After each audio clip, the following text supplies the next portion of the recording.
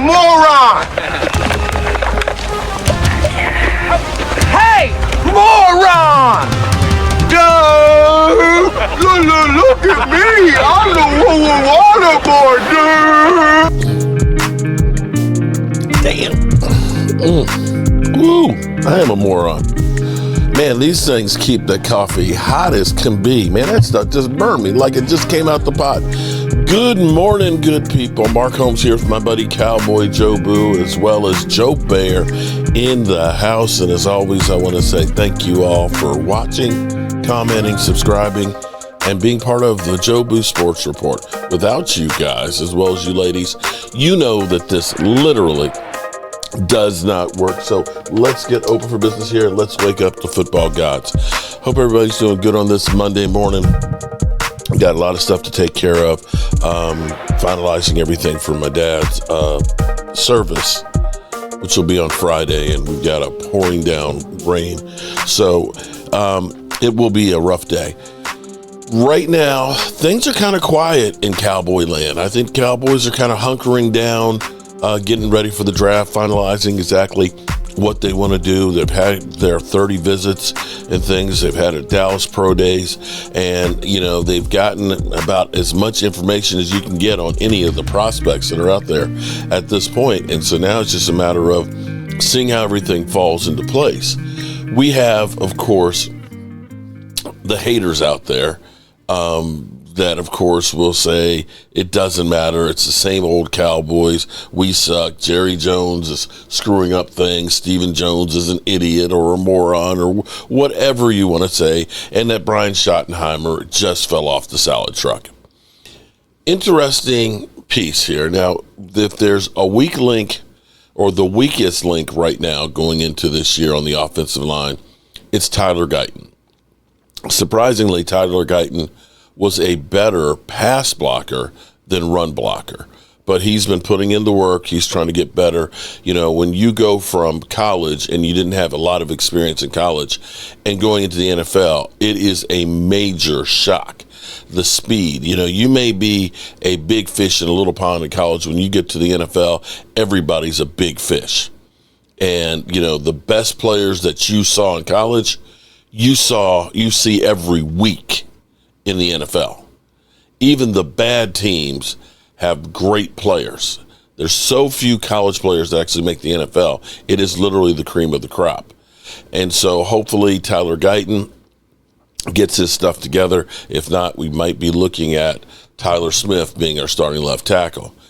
Be that as it may, this was an interesting take that Tyler Guyton had said about our quarterback, Dak Prescott. Because we can see it from afar by watching it on television. But what is that like in the huddle, bro, with Dak, man? Bro, it's cool as fuck. Like, I've wanted to be a part of that for such a long time. And now that I'm a part of it and I get to see him, deciphering defenses as a quarterback and, working with his brain like it's a machine, bro. Like, honestly, it's a skill to be able to, digress everything like he can do. So it's definitely surreal for me. And I appreciate having a quarterback like that. Interesting take by your left tackle. And I have a lot of hope. We have to get, for this team to be successful this year, we are going to need to get our rookies from last year to play at a different level. There's no ifs, ands, or buts about it. We need to get some extra punch from them. We need Mozzie Smith, of course, to step up and get better than where he was last year. We need Schoonmaker, and we saw Schooney, of course, this past weekend at the autograph signing show at CSA. We need him to become a viable target as well, because I'm looking for more 12 personnel as the Dallas Cowboys start to evolve this offense that'll be more run heavy, and hopefully we can end up using the run to help set up the pass as well. But getting to all of that, the brain trust that's there. The interesting thing is the Cowboys, by Brian Schottenheimer, at least at the moment, it seems like everything is different. I pointed out to you guys from day one at the press conference where Brian Schottenheimer was the first person to speak at the press conference. Typically, I know that doesn't seem like much, but typically it's Jerry freaking Jones putting his hands all over everything, and he's talking about how we came to this conclusion and how we decided to do this and how much the Cowboys are the best thing in the world, and you just want to go to sleep or you want to scratch your eyes out. But at that press conference, it was Brian Schottenheimer's moment where he could tell you about his upbringing, his father, and his plans in football, and he could talk about his players that were there supporting him during that press conference. And then it was Stephen Jones doing the whole air quotes before you finally got to Jerry. Jerry Jones is taking a back seat. He still gets his hands into stuff and screws around with things like the Micah Parsons deal. I think they're giving him pet projects. It's kind of like, here's your Play-Doh, Jerry. Go play with your Play-Doh. You can talk about Micah Parsons and getting the dealings and that. We'll take care of the other stuff over here. Because Brian Schottenheimer, who to me, I don't know if we win any games or not, but at least listening to him talk is so much better than listening to Kellen Moore. It's so much nicer than hearing Duval. It's better than listening to Mike McCarthy. Trust the process, and we got to look at the analytics here, and listen. I could listen to Brian Schottenheimer.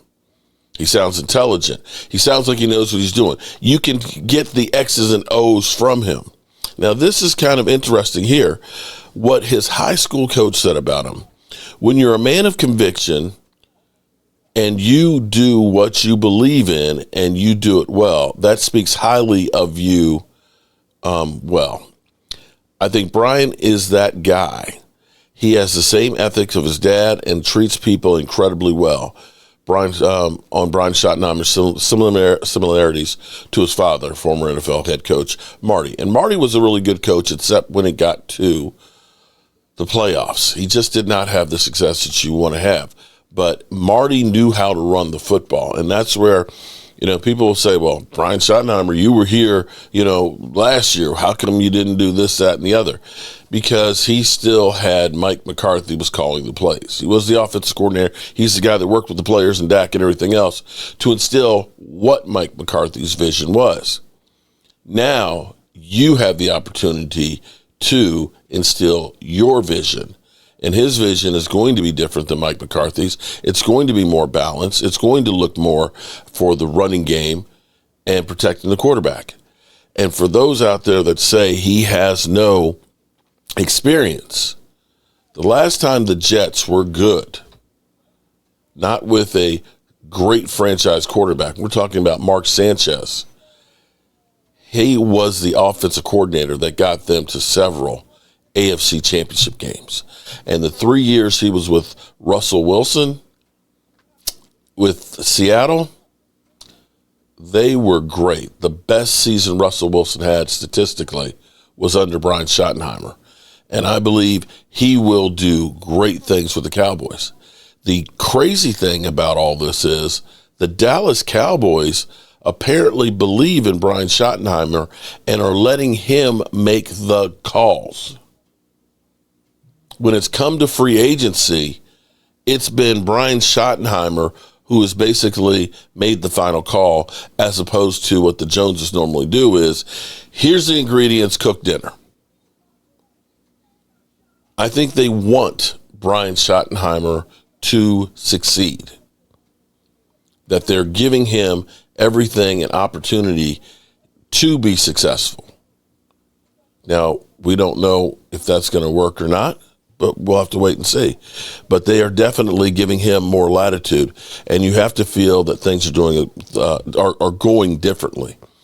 And I also want to point out the other part of this equation of, at that press conference was the very first time I ever saw in writing co-owner on Stephen Jones's title.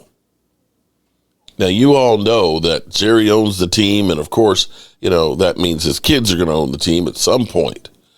But this year was the year that they started calling him not just executive VP, and all that.